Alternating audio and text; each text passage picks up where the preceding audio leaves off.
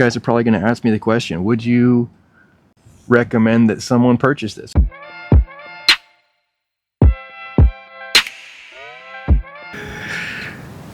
All right, time to weigh in on the T50. Finally did get one. And it's not like the used passed around influencer special. This is actually my very own personal BINTAC T50, courtesy of the only place I recommend you get one, Phil's Hobby Stop.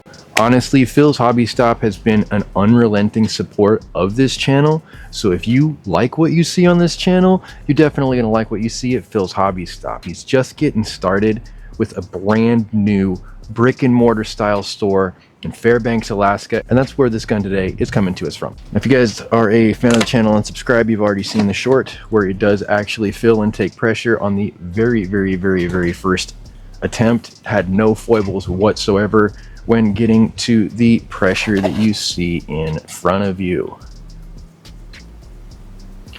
It's held this pressure for approximately 48 hours, and it's done so with no help, no top up, no anything else, right? I know a lot of people have hesitancy when it comes to filling and seeing the AEA/BINTAC stuff hold pressure over time, but for whatever reason, this one seems to be potentially built to a higher level, because not only did it fill first time to the pressure level that you see it at, but I have not leaked one iota of air since the point where it was filled 3 days ago. Also, this is not a compensated review. They've already tried to force their will on me and tell me what I'm not allowed to talk about, which I immediately told them was infringing on my First Amendment rights. So there's not going to be any weird plugs for the company. Whatever happens in this review is whatever happens in this review, but so far my experience has been extremely good. Now, the one thing that I will say is a lot of people, including myself, looked at the initial video and saw that the physical size and physical shape of the receiver itself definitely bears that resemblance to the S45, and spatially externally you'd be pretty close to right, even though there are some added features on this receiver that don't exist on the S45. Specifically this little slot. It's going to be probably a restrictor plate so they can get it into other countries and lower the power without modifying the entire air system, but I don't know, I'm not an engineer. It's just not on the S45, right? Also, the original port where you would typically see a fill probe on the S45, that's going to now be plugged and now completely useless. You're going to be filling it from this rear tank. This is the ammunition we're going to be using. This is Jim's 235 grain hollow point stuff. Have a couple hundred rounds, courtesy of Texoma Precision Pellets, and we're not going to be putting anything except the approved ammunition through this specific rifle. I know there's a lot of people out there who kind of expect me to make a biased review and have it fail and have it do all kinds of crazy stuff and have it do weird things on film, but that's just not the direction that this video is going to go. I want to do 100% objective testing for you guys, so here's what we have lined up. I have a private range session. That means that the whole range is my range to work with and film with because of the generosity of USI. Over the last few months, we've been filming a lot of content at USI, which is United Sportsmen in Concord, and they've opened their range up to me on a day when they're not open to the public to make this review for you gentlemen. So if you guys need a good place to shoot not only your firearms, but also your air guns, USI in Concord, for sure check them out. I'm not sponsored by them either, but they've been a great help to the channel. Inside of that, we do have a private day set up. What are we going to do on that private day? Everything the manufacturer expects us to. We're going to have a GoPro on the gauge. We're going to have a GoPro on the front. We're going to have a GoPro on the back. Big camera oversight, target camera, the whole 9 yards. Because if anything remotely close to anything that's floating around on the internet right now happens to me that may have happened to other people, I just want to have it on film so that they can see exactly what occurs at that moment so that maybe they can move forward if anything transpires, right?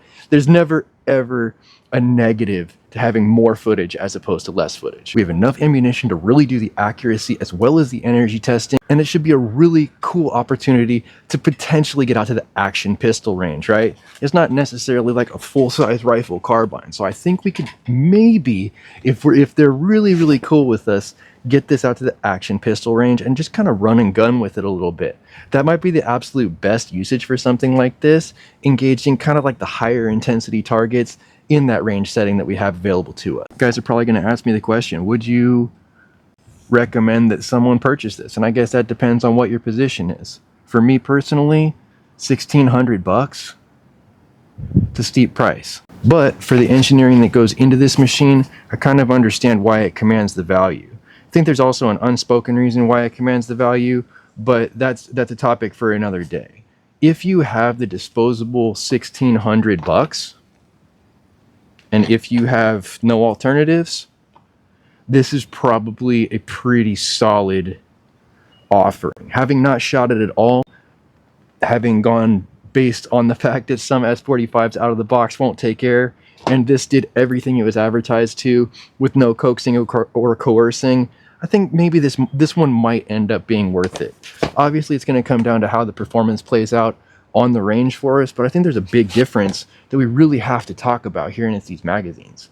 Even though they're utilizing the same aluminum body with a plastic wheel insert and then a clear cover on the outside, it's going to be a little bit wider, and a little bit wider to the tune of 2 to 4 millimeters wider than the stock S45 original magazines. Feels like the same spring. Don't really have no issues winding it. It's got a little bit of oil on it because it's slick, but you can lock it all the way back if you use gumption to kind of rotate it. Now, I know for sure from experience, if I let this go under its own spring tension, it's going to do some weird snapback and like skip over the tooth and possibly break the tang and break the magazine. So when it's all the way open like that, do put that first slug in there to hold that rotation open. Otherwise, you might end up in an unfortunate situation. Get 2 magazines in the box. Once again, this is not the influencer special, so I do have everything that would come for you, the standard consumer, because I myself am the standard consumer, right? I don't have any sponsorships at this point. They hate me. Phil's doesn't hate me, though. Phil got the love for me. The only O-rings that were provided in the box are O-rings for the fill probe itself. So that shows pretty good confidence that they don't feel like the user's going to have to maintain anything, but we'll see exactly like what it looks like over time. This is your fill probe, standard AEA style fill probe that people are looking at right now. Got the red band down here on the steel, and you got the 2 O-rings with the orifice in the middle. Clips in easy. I keep them in there. If there's a fire, I just want to make sure I have all my stuff together, right? What else is there to really say in a benchtop review? I think that the eye relief from here to here is a huge distance. I have pretty long limbs, right? I'm a tall guy. I'm 6'1". But even for me, the proportions on how far my face is away from this top optics rail, not optimal. That's the one critique I would say right out of the gate. If this was shortened up, even at the expense of shot count, maybe like a smaller rear tank, that might be more what people are looking for, and also, you know, more backpackable in size. If you really wanted to hike out into the wilderness and take this thing with you, you could just throw it into a pack. Not that you couldn't now, right? You could detach the rear tank, but the idea of having it complete as one assembly is always a benefit.